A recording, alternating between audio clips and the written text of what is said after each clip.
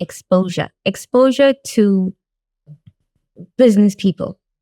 Exposure to business people. Businessmen and businesswomen as well. Okay, tell us more. What you mean by that? I mean, they were living soft. They were living nice. So when I went to the second company, right, the one that specializes in IV drips, I met a lot of business people, people on phone calls. How's long 32 million? I'm like, yeah, that was my face. Like, oh,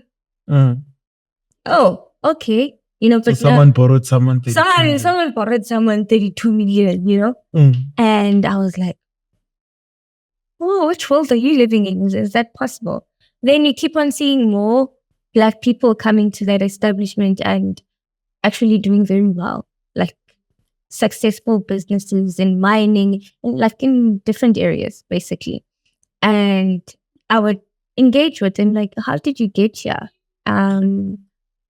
Others don't even have degrees, but they're doing well for themselves because they were so determined to push themselves and start their businesses. And they tell you, no, I don't have to study this. I'll hire someone. I'll pay them. And they will run this and this and this and that for me. I was like, okay. And that inspired me. And then when I left that establishment, I went and worked for a billionaire. And then I was like, yeah, no, okay. Doing what exactly for the billionaire? I was the healthcare personnel. So I went to work there during COVID. So then, I was. That's nice exposure. Yeah, and I'm proud to say I was poached, right? There. Right, from the other business to the billionaire's business. Yes, because of my skills. Yes. Yeah, it's like you're well spoken and that time I'm wearing a hazmat suit, so you couldn't see me. Right. Yeah. So right. Why do you sound so confident? Why do you? Then he sent me a text telling me, hey, in life you need to take risks, and I believe you belong in my team, and come work for me. And then he asked me, how much do you want? I was like, please don't tell me you said 20,000. No. I was like, yo, okay. He's like, okay, do you have a car? I'll buy you a car. I'm like, no, I've got my car. I've got my Beetle and I'm happy with it. Yes. And he's like, okay, I'll compensate you for that as well in your salary. But the working hours were crazy, but it's fine, all good and all. So then I was getting... So you're going to be a nurse for his family? Yeah, for his family and the office as well. Right. So then I was earning... There are opportunities like that? Nurses, are you listening to this? What? They didn't know that. Yeah, I was earning 40,000 there. Mm-hmm. Yeah, and still earning. Why didn't you ask for 100? That's a lot now. But I told him, like, disclose. I'm like, look, I always disclose. I'm also running my business on the side. Then he was like, yeah, don't worry. I'm going to open a business for you and my daughter as well. You'll meet my business partners. I was like, guys, I'm gone. I am gone. I'm going to be a millionaire. But I'm shy. Was that you? No, but the business side. Okay, the opening the business. No, but he did. But it never materialized, Right. But I'm grateful for the exposure as well there because I met a lot of business people as well, his business partners that are still my clients till today. Nice. And seeing their families. Shout out, Mr. Billionaire. Shout out. Yeah. Yeah. I still have a soft spot for him. Yeah. Of course you should. He's a billionaire. No, but he also molded my character. And I learned a lot about business from him. Uh-huh. Yeah. And then after a year, because it was a year's contract. Then I had to decide if, okay, fine. And I could tell that now my mobile services was also demanding me in the process. And I had to choose between staying there and... So your mobile services business was growing. Yeah. Bigger and bigger. Yeah. More clientele, longer hours. And also now they were also demanding because it was COVID and my mobile clients also needed drips and all of that. They needed assistance.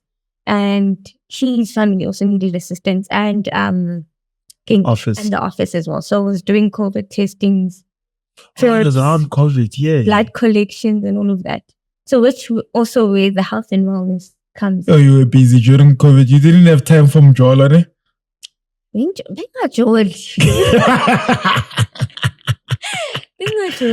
I like, what are you laughing at? There was no time. Like, guys, business booms more naturally. Yeah. Okay, yeah. No, that's true. Because all your attention is focused on your career and building yourself. Yeah. I mean, I guess you do find the balance somewhere, somehow. Only if the person has got the same mindset. You were building whatever, they're also busy. Okay, fair. But yeah. I got you nice there. You're about to... So as I was saying, I couldn't focus on myself and I couldn't focus on Mjolo. So yeah, business was growing. Mjolo is dating, guys, for our international guests. Oh, yes.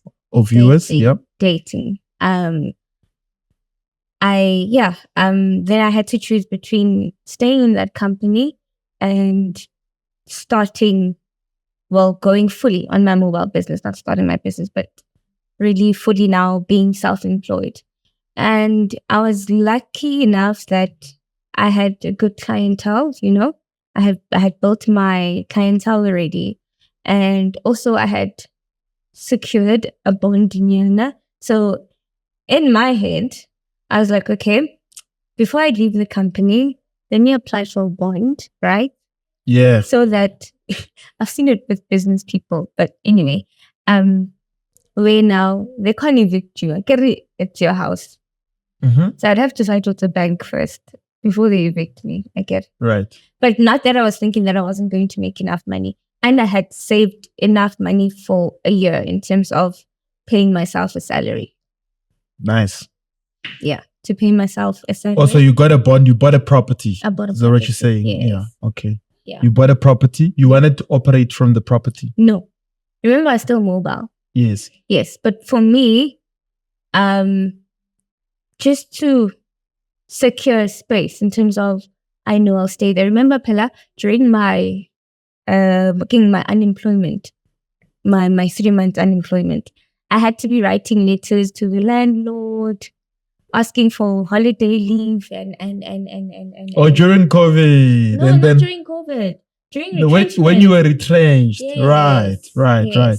And then now you had learned your lesson. You're like, okay, let me get myself my own property. Mm-hmm. Should it happen that business is a bit slow, mm-hmm. at least I've saved up money for 12 months. Yeah. And I'll just negotiate with the bank. Yeah. It's a lot easier than negotiating with the landlord. Okay, that's smart. Yeah. Okay. And then I told my boss, like, look, I'm not renewing my contract. I want to pursue my business now full time. And he wasn't happy about it.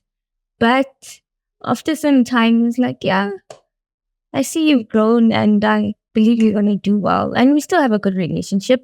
Whenever he needs help, he does contact me as well.